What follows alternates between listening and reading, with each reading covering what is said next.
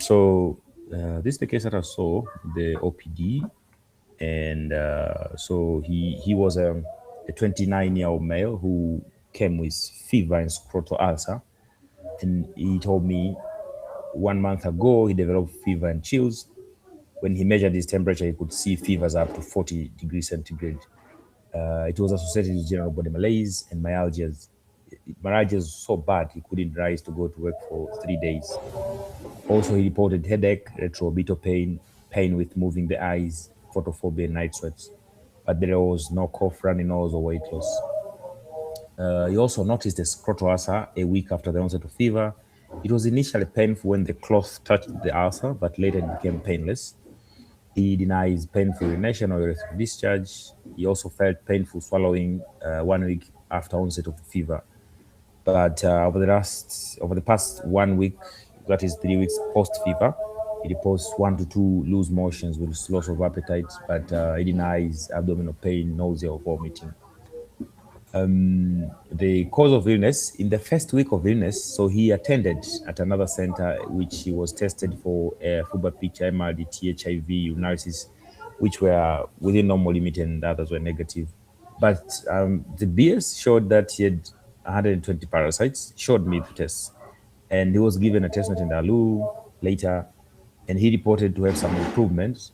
That he said there was no recorded fever during the day, but in the night things remained the same. He felt night sweats and chills, and he couldn't sleep at night unless he took paracetamol. But other symptoms also persisted, the abdominal symptoms and the myalgias and the general body weakness. He also reported unprotected intercourse with a non-wife a week prior to illness. His wife, who was with the patient, reported no urogenital symptoms in all these around this period. Behavioral system, no chest pain or shortness of breath. Past medical history, it was non-contributory. Family social history, he's married, he's a procurement officer in an international firm, doesn't drink or smoke, but he reported to have multiple sexual partners with inconsistent use of protection. But his first degree relatives were in good health. That's a long history. I think you can tell me. Thank you, Joseph. Yeah, this is an interesting case, and I believe we'll have a lot to learn from it. I'm not sure if I'll get the diagnosis right, but I believe we'll learn a lot. So this is a 29 years old male. I think I'll try to represent the problem right from the beginning. 29 years old male, and significant past medical history, so he was apparently healthy and now presenting with fever and scrotal ulcer. So we have some associated symptoms there. We see fevers, chills, night sweats, and then you also see headache, retroorbital pain, pain with moving the eyes, body malaise, myalgias, and I think what is significant is yes, so the scrotal ulcer was initially painful, but later on becomes painless. And then we see also there's odinophagy at some point, 1 week after the onset of fever, and then some episodes of diarrhea. So lose motion. So diarrhea, I think, gastroenterologically speaking, when you talk of diarrhea, they have their own definitions, but he had 1 to 2 loose motions, but we do not see any other abdominal symptoms. And then the next slide. Yeah, so the first week of illness, there was a diagnosis of malaria, and I think we have some labs there that are helpful. So a CBC RDT, which was positive, and the patient was treated with artesunate and ALU. HIV urinalysis negative, but the patient is still particularly having night sweats and chills, and other symptoms persisted. Now, what is significant is the patient had unprotected sex with a new partner 1 week prior to the illness. Mhm. Uh, the next slide. I'm trying to pick some things here before I. So review of systems and remarkable. past medical history, unremarkable, and then family social, same issue, multiple sexual partners. Okay, so I think it's still early to conclude, but then I'm seeing a syndrome here, which is so I do not remember, Joseph, if you can remind me from the onset of fever up to the point where you are seeing this patient. What's the time span there? 1 month. 1 month. Yeah. So we are dealing with the subacute syndrome, Yes. which is characterized by fevers, chills, night sweats, and then associated with headaches, retroorbital pain, pain while moving the eyes. He had a scrotal ulcer, which was initially painful, but later on became painless. And then there was odinophagia. We see some episodes of loose stools there. And so these fevers persisted, particularly nocturnal fevers, even after treatment for malaria. And the patient cannot sleep without taking antipyretics. Yeah, so for this patient, I'll say I'm prioritizing an infection.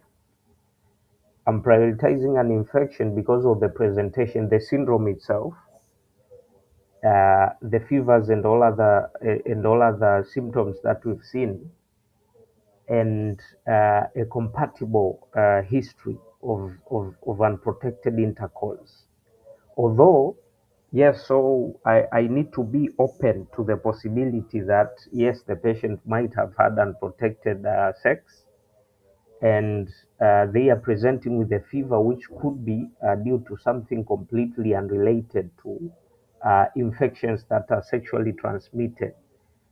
Although, given the history, I think I'm banking more on that, but especially when we come to investigation, so physical examination and later on investigations, I'll see how I can refine this further. But so just a few reminders, and uh, so to make sure that people will come up with something, will come out with something that they have learned if they haven't learned it before. But so when I approach fever, I fever is I think one of the broadest, widest complaints, if not the widest and broadest, because basically so involves I mean the presentation is non-specific, cannot be tied to a particular organ system, and it can come due to pathologies in any organ system. And so the differentials of fever range from infections, and these infections can be viral, fungal, bacterial, protozoal, rickettsial, many others.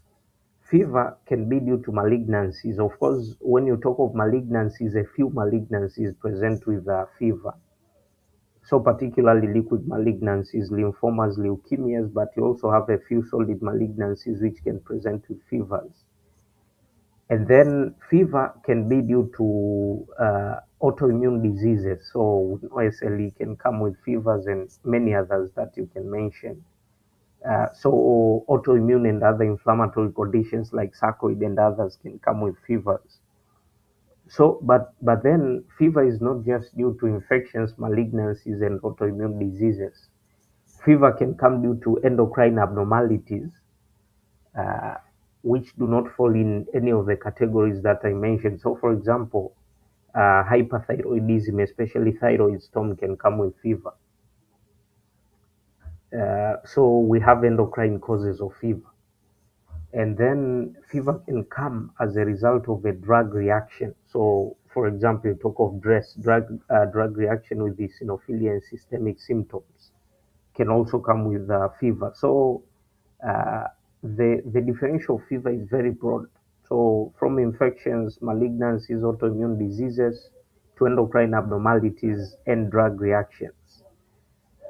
But now, so for this particular patient, you can see that a lot are not in keeping. So, for example, if you think of a drug reaction, we haven't heard of any new medication use. So, although the patient used artesunate and then alu, but then the fevers predated these medications, so we cannot discard it simply as a drug reaction. And yes, I haven't heard of many patients who presented with drug reactions from alu and artesunate, although I think they can present, but then I haven't had many presenting with a presentation of fever. Uh, the malignancies, for example, you think of malignancies, yes, we cannot rule it out, but so the presentation is rather uh, uh, short-lived. So you are talking of a 1 month. Although yes, I think we should be open to all these possibilities. So having said that, having talked about the general approach, I think I'm prioritizing infections. Now, which infections? Uh, an acute retroviral syndrome. So acute retroviral syndrome is acute HIV infection. So acute HIV infection, why? The patient had unprotected intercourse, but then, of course, the presentation, I'll say that the textbook presentation, the illness script that is in my mind, an acute retroviral syndrome comes 2 to 6 weeks after infection. But then I believe it can be earlier than that. So what is in keeping with that? The patient has fevers, and these fevers, yes, they can come with chills, the night sweats. And then another thing that I've read about in acute retroviral syndrome is the retroorbital pain. It's actually, I shouldn't say pathognomonic, but then it can be very telling actually for an acute retroviral syndrome. The retroorbital pain that the patient has. So headache, retroorbital pain, pain on eye movement, all those can come with an acute retroviral syndrome. And something else in this patient is that the patient has odinophagia. So an acute retroviral syndrome can also come with sort of like a, should I say, a sore throat? Well, so basically it's in the throat you have your throat is sore. So can present with odinophagia. Uh, and another thing, so the fatigue, the malaise. Now, what I'm failing to connect in this patient is the scrotal ulcer. The scrotal ulcer, because again, I'm talking about illness scripts. So it's something that I've read about or that I've seen, and then I'm trying to see if there's a pattern that I can recognize in this patient. So I do not recall scrotal ulcers in acute retroviral syndrome, but that will be one of my differentials. Then another one, so the typical STIs, the typical STIs. So, for example, when you hear of syphilis, so syphilis, what I would expect from the patient is the ulcer, for example, would be so commonly we talk about a penile ulcer rather than scrotal, and the ulcer is painless from the word go. Which is not a thing that I'm seeing in this patient. But then the patient has an ulcer, I think, due to limitation in knowledge and then compatible history of a sexual exposure. I think I also need to do a VDRL in this patient. But so if we are talking of syphilis here, so would we term it primary syphilis is basically just a chancre. So is it secondary syphilis presenting this way? I'm not sure about that.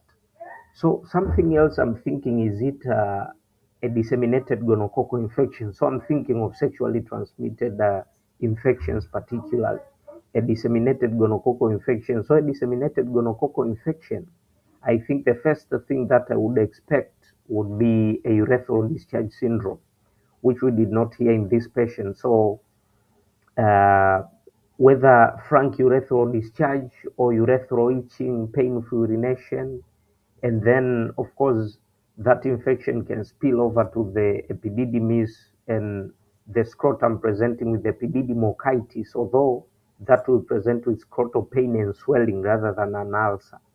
So a disseminated gonococcal infection, yes, a disseminated gonococcal infection can come with odinophagia, But then all the other presentation that I talked about, like retroorbital pain, the headaches, and then eye pain on movement, I do not recall if that can be a presentation in disseminated gonococcal infection. So I think those are the ones that I'm prioritizing. And then outside those, others that are now not sexually transmitted is a mononucleosis like syndrome, which I think I needed to talk about from early on. Uh, because I've been talking about acute retroviral syndrome and it presents it's a mononucleosis like syndrome. And when you talk of infectious mononucleosis, you are talking of EBV, CMV. So those ones will come with fevers, will come with sore throat, and the myalgias that we are talking about. But then I'll tell you, I haven't attended any patient in whom I definitively made a diagnosis of CMV, and I think that is more common in teenagers and so younger patients more than this one. But then, so it sounds mononucleosis like. So some extra pieces of information that I'll look on physical examination: lymphadenopathy, which in an acute retroviral syndrome can present particularly if we see a posterior cervical lymph node. So that is again not pathognomonic, but then it can be very specific for acute retroviral syndrome. So lymphadenopathy, and then I'll see the patient has hepatosplenomegaly, which can come with any of the three. I mean, acute retroviral syndrome, CMV or EBV. So I think those are the ones, and then I'll see the patient has any skin rash, which I do not remember if it was mentioned in this history, because again, an acute retroviral syndrome or even a disseminated gonococcal infection and some of the other infections that I mentioned can come with a maculopapular rash. So on examination, I'll see that, and I also see the patient has an epithelial rash in the oral cavity and other mucosal surfaces. So those are some that I'm thinking of. And then apart from that, now as I say that it could be an infection that is unrelated to the sexual exposures. And so here comes another group of viral infections, arboviral infections. So, for example, dengue fever and its friends. I mean, think about most viruses in the arboviral group, which are, of course, uh, present in our setting. So, particularly dengue, because that is the commonest, and a few others uh, can present this way. But then again, so those ones, I mean, the fevers, the retroorbital pain, that one can be there with dengue. But then I do not expect a dengue infection to be that much to be that much protracted. So any arboviral infection, because most of them are self-limiting, so they can be very severe and can carry a certain risk of mortality in patients, especially those in extremes of age or patients who are immunocompromised, which maybe is not the case in this patient, but I do not expect them to be that much protracted. So someone having a 1 month history of that presentation. So yeah, Roland has mentioned something here, lymphogranuloma venereum. So this one, when I heard about the scrotal ulcer, I was thinking about, but then lymphogranuloma venereum will present. So yeah, I think I should make sure I'm not confusing one or two things here. So yeah, given the sexual history, so there is lymphogranuloma venereum, and another thing is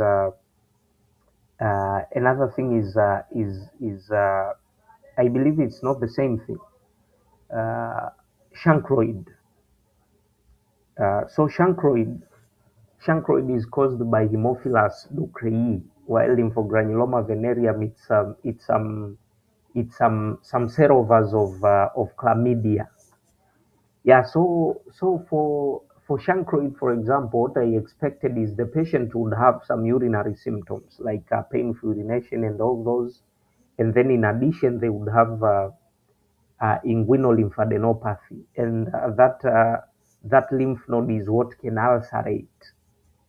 So I think I believe I'm confusing some things here, but then lymphogranuloma venereum and chancroid, those could be part of the presentations. But then, so with those, I'm not sure if they present with this very prominent systemic signature. So that's why they are not very high on my list. So Joseph, I think I've spent a lot of time on this. Let's see at the next pieces of information, and then I'll try to refine my thoughts. Thank you very much. Very broad and well elucidated discussion. So let's proceed. Here's the general exam. So the patient was alert and oriented. He was not in distress. He was febrile when I was seeing him. He was not pale, not jaundice. He didn't have lower limb edema. Checked his oropharyngeal. There was no exudatory edema, but he had multiple lymph nodes on multiple sites. They were non-tender, single, firm, and they were located in the bilateral inguinal region, right cervical region, submandibular regions. His vital signs were within normal limits. I looked at his ulcer. It was located on the right upper scrotal surface. It was 1 centimeter in diameter. It was non-tender when I touched it. It had raised indurated margins with a clean base with no discharge. Other systems are normal.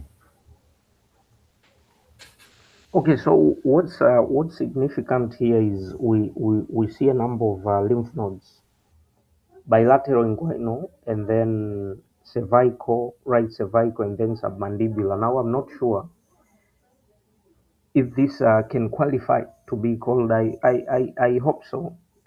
So you read some things, you forget most actually. So Joseph and others in the chat, maybe you will tell me if I'll be correct to call this generalized lymphadenopathy. And if that persists, then we have what we call persistent generalized lymphadenopathy, which is among the features that we see in HIV infection, the early stages of HIV infection. So I'll tell you that some of the other differentials that I've discussed in this patient uh, are also possibilities, but I'll tell you that I'm very concerned about acute retroviral syndrome in this patient because of the clinical history that I think I just discussed, and then these physical signs that we see. Now, what is new to me is the scrotal ulcer, which I have not come across before. So if this turns out to be acute retroviral syndrome, then I think I'll have added a new thing. And so is it coming from the acute retroviral syndrome, which I'm thinking about on its own, or is it a co-infection? So for example, maybe the patient has an acute retroviral syndrome and then has another STI that is presenting this way. Just I talked about chancroid, but then again the locations, and I think I'll have to revisit those in order to have a clearer pattern. So the lymphadenopathy and the clinical presentation, I think for me is more concerned for acute retroviral syndrome. Although now I should revisit and try to represent this problem. So if anyone just joined when I was discussing, because I took a long time, so Joseph is presenting a 29 years old male with a non-significant past medical history, who presented with a 1 month history of fevers, chills, night sweats, associated with a scrotal ulcer, which was initially painful but later on became painless. Other notable symptoms include a history of odynophagia along his presentation, and then a few episodes of loose stools. Yeah, so that is the presentation. Then we come to physical examination. What is significant is, so yeah, I think of so in that history, I have skipped one very important issue is that the patient 1 week prior to presentation had unprotected intercourse with the new sexual partner, and then of course he has a history of multiple sexual partners um, along the way. So on physical examination, what is significant is the generalized lymphadenopathy. So the bilateral inguinal, right cervical, submandibular, and then the scrotal ulcer that we see here, indurated margins, clean base, raised, non-tender.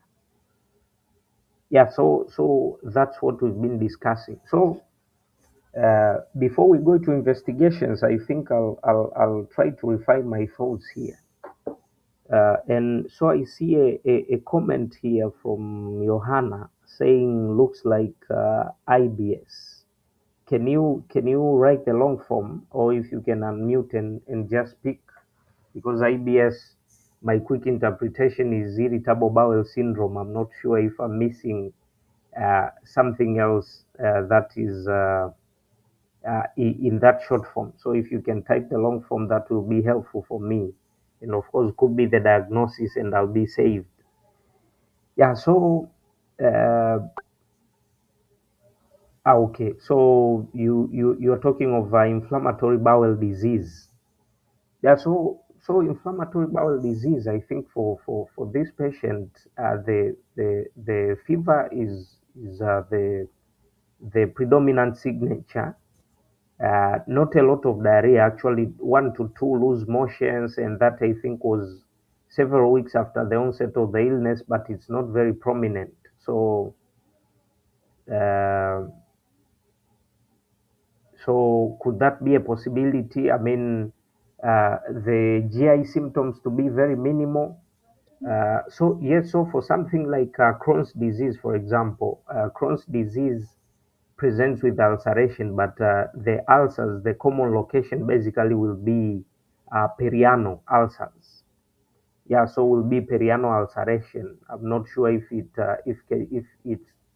can also involve other areas like the scrotum.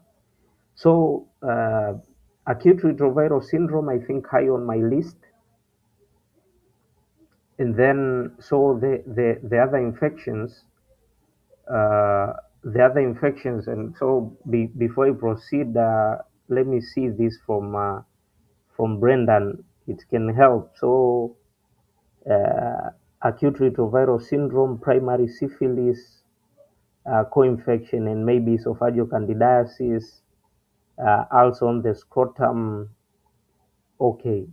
Yeah, so Brendan has the same thoughts that could be acute retroviral syndrome. So yeah, that is high on my list. And then so below it, and this is because of limitations in knowledge, I do not remember. So as I said, disseminated gonococcal infection can have a very significant systemic signature. But then what is against the disseminated gonococcal infection in this patient is we did not hear a preceding history of a urethral discharge syndrome. So disseminated gonococcal infection is another one. Secondary syphilis, could this be secondary syphilis? I'm not sure. So the characteristics of the ulcer, what I remember mostly, it's a penile ulcer, and then it's painless right from the start. Now the systemic symptoms that we see maybe so acute retroviral syndrome, disseminated gonococcal infection, secondary syphilis, and then the others, which I think I'll have to go and revise. So chancroid, lymphogranuloma venereum. I mentioned others, so the arboviral infections, but I think those are out of my list because of the protracted presentation. So those are my thoughts for now, Joseph.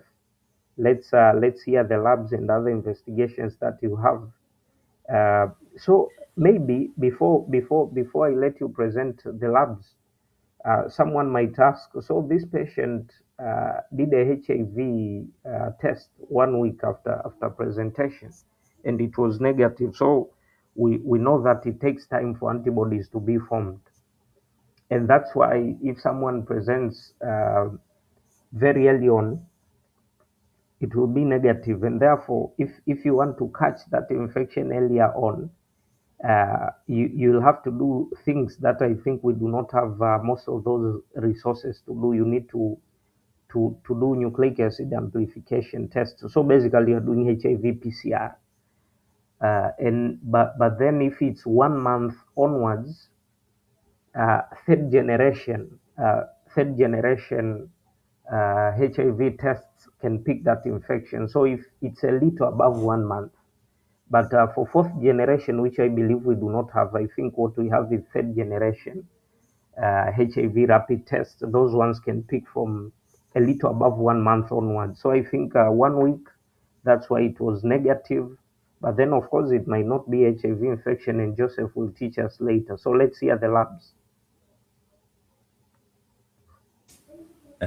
Thank you very much, and thank you to everyone who is commenting in the chats, because there is a lot from you guys. One day we should discuss a case here. Brendan, think about that. Yeah, so here are the labs. White count 4.4 with normal differential, HB 14, platelet 195, normal FPP. The ASR was 12, which was normal. MRDT was negative.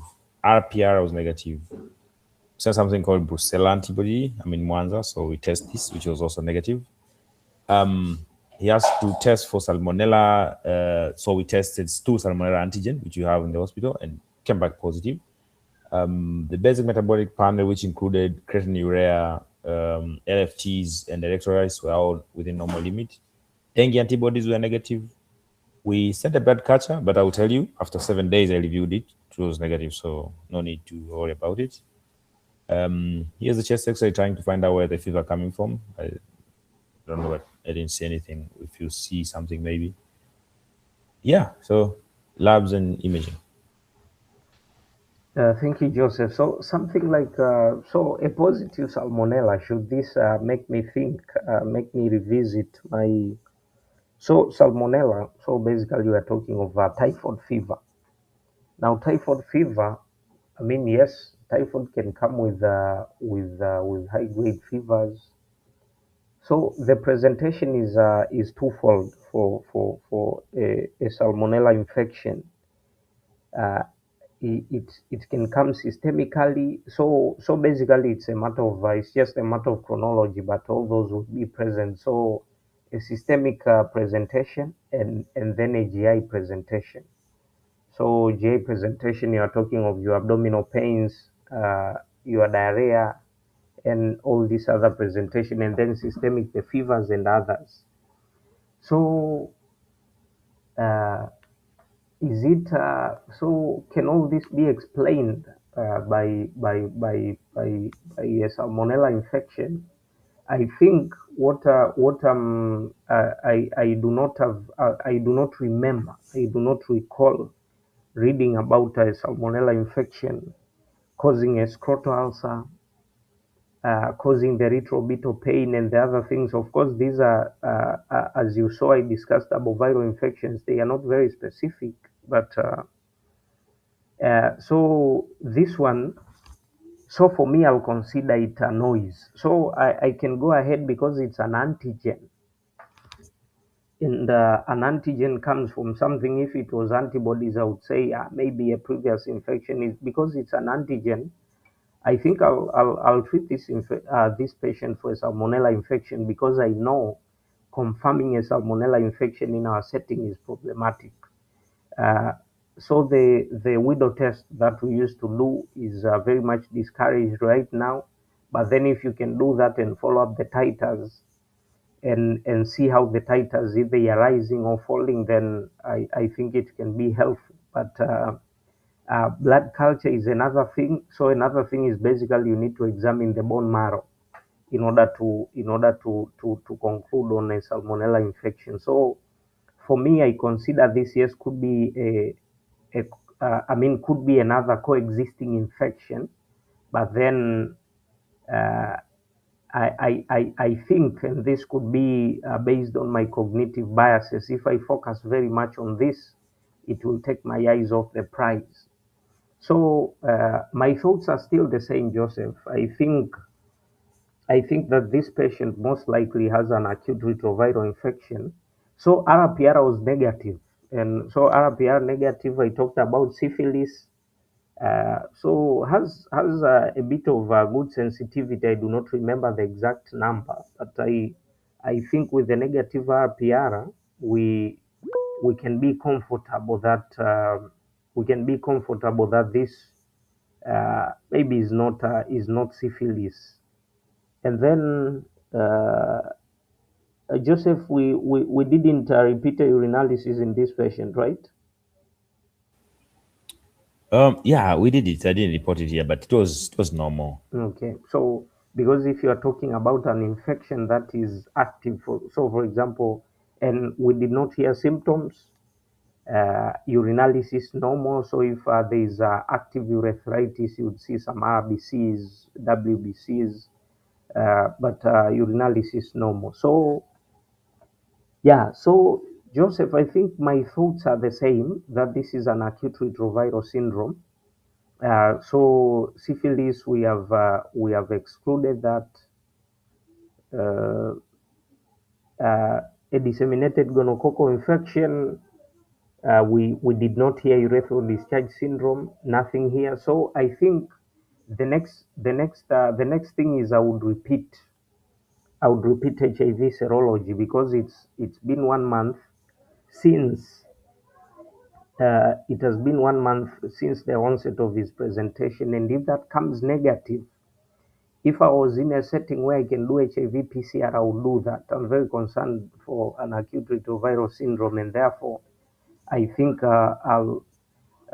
if I cannot do HIV PCR, then I would repeat the test in like 2 weeks in order to see, because by then it will have been like 6 weeks since presentation, and therefore most likely if it's HIV antibodies will have already been formed and it can be positive. So that would be the way I approach this. That I'll repeat HIV in this patient, HIV serology. If I have access to HIV PCR, I'll do that and see what comes next. So if it's not HIV, because I seem to be very inclined towards that. If it's not HIV, what else? So syphilis, we've already ruled it out. Uh, in absence, so if I was still considering a disseminated gonococcal infection, I know, I'm not sure if where you are practicing currently it's very advanced that they have nucleic acid amplification tests for gonococcal infections and other STIs, because if you had that, then it would also be good to do nucleic acid amplification tests and rule out those other STIs. And of course, that is standard practice, that you are thinking of an STI, you should make sure that you screen and be very comprehensive. So someone comes with a gonococcal infection, also offer the patient to test for HIV, because you might miss it. They are sexually transmitted, can come together. Therefore, I think that will be my way forward. HIV serology again, HIV PCR if you have access to that, and screening for other STIs, particularly gonococcal. So uh, the scrotal ulcer, I think I'll have to go back and read about lymphogranuloma venereum and chancroid, because so if you take a swab from those, if I remember correctly, and stain that, of course you can see some intracellular inclusions, but then I'm not sure if you have access to those, and those ones are low on my list, because I'm not sure if they will present with this very significant systemic signatures compared to acute retroviral syndrome. So that is what I'll do, Joseph. Thank you very much. So for the answer, yes, I get you. But have you ever seen or heard this stool salmonella antigen test, or is it your first time? I think this is my first time to hear stool salmonella antigen. First time. Okay. Yeah, we'll talk about it. Yeah, so let's see. But before I reveal the diagnosis, I should say I'm very much impressed. A lot of people have a very good thought about this case in the chat, and um, you go encourage others to come here and share their thoughts. Maybe you won't see something like this in your um, background, so you're scared of a chief. Yeah, you're not scared of David or I. So yeah, David, I think you are right on the track, and my ideas and yours are not far apart. So David, about the ulcer, I've seen a couple of them, so I didn't have difficulty.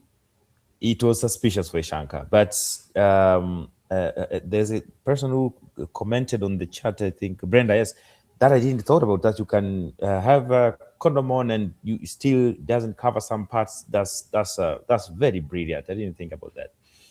So it's thought about a genital ulcer. It's not about penile only. A genitalia involves the scrotum, but if someone have oral sex, they can have a chancre in the oropharynx or in the anywhere inside the mouth. If someone has anal sex, they can have a chancre on the anus. So it means a chancre is an ulcer which is painless, which is present where the inoculation occurred. So if you're having maybe during intercourse, someone has an ulcer on the maybe labia majora, and the scrotum touches that ulcer, that's the entry point. You can have a chancre. So chancres are said usually they're painful, but not always. If you suspect something like this patient, the way I examine, you shouldn't have a ulcer which is painless. Ulcer should be painful. But I touched it, and the induration, raised margin, very clean base, it was giving. It was a chancre. So that was the primary secret. The negative RPR. So there's a problem in these poor countries of ours. What we do everywhere you go. First of all, there is no VDRL anywhere. Even if you are Rabli posted, they don't do VDRL. They all do RPR. And what they do is a qualitative test. But what the WHO says, we should be doing a quantitative. We should count the titer of the RPR. So we say do quantitative is qualitative, says positive, negative. And I will tell you, I've seen a couple of cases of uh, painless penile ulcers that are very giving for syphilis, but RPR usually comes back negative, and I wonder why. But there are explanations, including if you have so many antibodies, like you have something called a prozone effect, it can go and hide the process of becoming positive, and it is negative. So that was the primary syphilis for me. Then, David, one thing, if you hear the systemic symptoms and unprotected sex chancre, you can say this is secondary syphilis. But yeah, you've done better that you didn't even think about this, because secondary syphilis should come like after primary, which is after the chancre. So we don't expect it to start and then patient sees the chancre later. How about typhoid? Yeah, you are. I wanted to learn from you, but true, you've seen that test.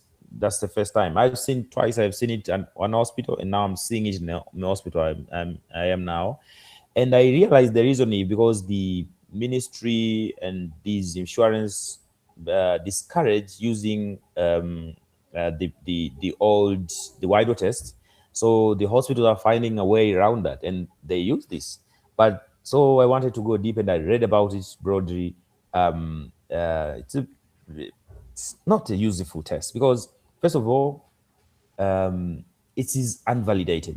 There is nowhere that is told that you should use this for diagnosing salmonella. And again, if you I read about it, I realized it was developed for testing the non-typhoid salmonellas in acute gastroenteritis. And then it can't tell apart between non-typhoidal salmonella, enterobacteriaceae, and salmonella typhi. That's why you are doing the right thing to like discard it and also discard it because it can take you away. And again, the blood culture, which is the gold standard for the diagnosis of typhoid, because yes, bone marrow have a higher sensitivity than blood culture, but you can't open bones of people that everyone you're thinking they have typhoid. You can't open their bones to be a burden to a patient and to you also to make a diagnosis. So if you suspect someone has typhoid, just treat maybe symptomatic because it's so hard to make a diagnosis in these countries of ours. So, right, to David, you're saying this patient is a viral syndrome, but again, which one? And for me, I thought this is STD, so they usually come together. And the HIV test also was done initially, as you're correctly saying, it was in 1 week of onset. So why I'm presenting this here because I realized the first doctor who saw this patient didn't even tell the patient to come back because maybe he lacked some knowledge about this test. That's you, David, and Brenda, and everyone in the chat that you are having, and me. So we should present it to remind others that you're present here that you shouldn't do something like this because you have to learn what are these tests. If they say negative, it doesn't mean that's the end. They have something called the window period. So what we do in this country, as correctly Dave was saying, is third generation. The SD Biorine, the Unigold, and the Detamir that you're seeing, they are all third generation tests. They can take up to 3 weeks that they're negative. So what you do, if you suspect the patient, you just tell them to come back. If this patient went to a center with everything, as you're correctly, David, saying, they would have done a viral load. And what these tests do? They check the IgG and IgM only. We don't even do ELISA in our, okay, maybe some big centers, but centers I've been, they just do these chromatography with the cassette in which become with the line. Yeah, so that was the case. And so we repeated HIV serology and came back positive, and we diagnosed this patient with acute HIV, as you're saying, primary syphilis. I gave him penicillin 2.4 million units, and I linked the patient with together with his wife to CTC, and they've initiated care. Some teaching points: acute HIV. So it usually develops 2 to 4 weeks from exposure, which is typical of this patient.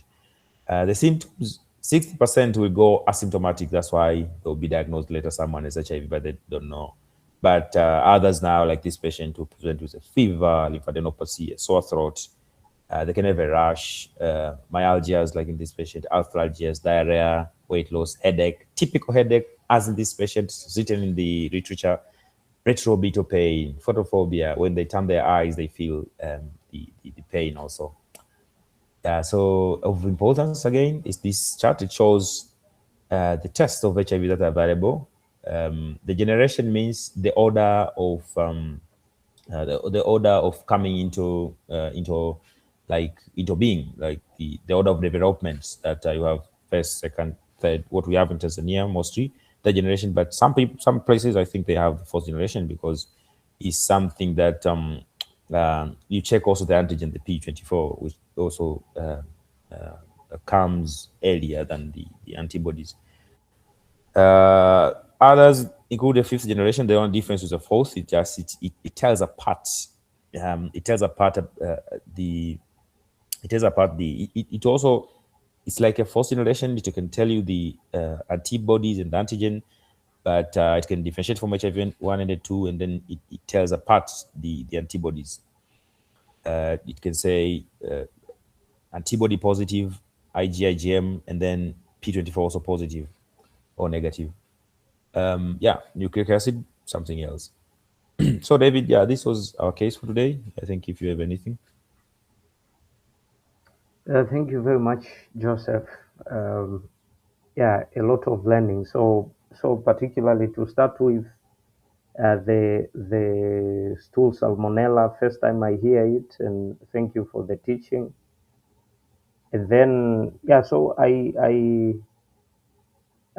as you could see, I struggled to connect one thing, which was the ulcer. So I've learned something again because that was my thinking. So if you if you could go back and re-listen to this, acute retroviral syndrome, I think came very early on, maybe the first differential that I mentioned, and that is because of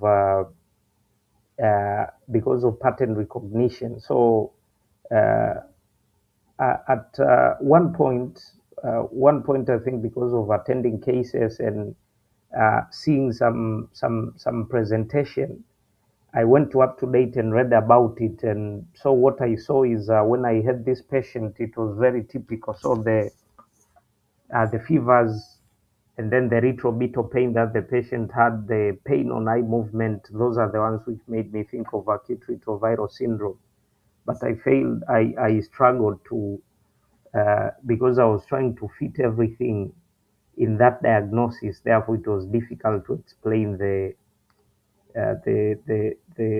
scrotal ulcer, and that was the gap. And I've learned something that so it's not just penile, it's genital, can happen anywhere, and initially it can be painful. So that was important learning for me. And so Brendan, Roland, and others, thank you very much for the help. So Roland had something here that RPR can be negative in up to 30% of patients.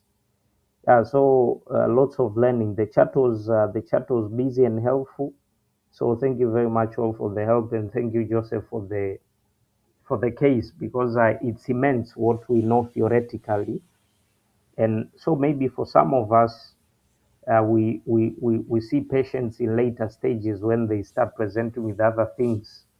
But we should know that acute retroviral syndrome can be symptomatic and can come with a presentation like this one. So you can diagnose people early, and the earlier they are kept on treatment, or they talk about, so you start treating HIV earlier, that patient has chances of faring well, better, because maybe not a lot of their CD4s have been infected and destroyed, and therefore even the chances of achieving viral suppression are higher. Uh, Chances of opportunistic infections are lower. So I think it's good for us to know this presentation, and if we come across it, catch these patients early. So thank you very much. One thing before I forget, David. Yes, Joseph. Yeah, so very important thing was raised here, the LGV, and true, the main differential diagnosis of a painless genital ulcer is differential diagnosis to syphilis is LGV, but the only difference is that in LGV you have tender inguinal lymphadenopathy. So make sure that they usually have inguinal lymphadenopathy this patient because they have an ulcer. You touch like in this patient, non-tender, that's syphilis. If tender, then LGV is up there. Thank you. Thank you, Joseph. So we've come almost to the end. I think we have like a minute. So I saw a hand earlier. I'm not sure if that was accidental or if you had something. But anyone with anything before we close, please welcome. You can just unmute and speak.